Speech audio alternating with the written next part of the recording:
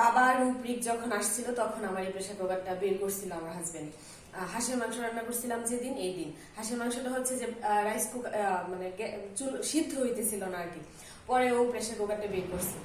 তো বের করার পরে ওইটাতে রান্না করছে। তারপর এই প্রেসার কুকারেও হাঁসটা সিদ্ধ হয় নাই ভালো করে, মানে হাঁসটা বাজে ছিল, ভালো হাঁস ছিল না, মানে এত শক্ত ছিল আর খাইতেও ভালো লাগে না কিছু, মানে ভালো হাঁস ছিল না আর কি। নয়তো বা আমি তো সবসময় গ্যাসেই রান্না করি, আমার তো সিদ্ধ হয়। তো ওই দিন হয়েছে কি এত টাইম লাগতেছে সিদ্ধ হইতে, পরে ও বলতেছে যে না এভাবে তো গ্যাস অপচয় হইতেছে, সময় নষ্ট হইতেছে, তাহলে প্রেসার কুকারটা নামাই।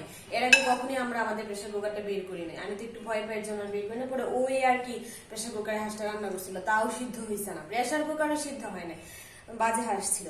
যাই হোক, তো এরপরে আমি এটা ভিডিওতে দেখানোর পরে একটা দিদি আর কি জিজ্ঞেস করছিল যে এটা কত সিএম এর, এটা জানতে চাইছিল আর কি। তো আমার আর ওইটা রিপ্লাই মানে ডিটেলস দেখতে চাইছিল আমার প্রেসার কুকারটা, বলতেছিল যে তোমার প্রেসার কুকারটা তো বড় আছে, একটু দেখায় ডিটেলস, আর এটা কত সিএম এর বইলো। তো এটা কত সিএম দেওয়া নাই, এটা কোনো আমি সিএম খুঁজলাম কিন্তু কোনো সিএম টিএম দেওয়া নাই, এটা লিটার দেওয়া 5.5 লিটার, এই যে পেছনে দেওয়া এখানে 5.5 লিটার, কোনো সিএম টিএম দেওয়া নেই। তো এটা বলার জন্য আর প্রেসার কুকারটা দেখানোর জন্য আর কি ভিডিওটা মেক করা। এটা আমি আমার বউ ভাতে গিফট পাইছিলাম।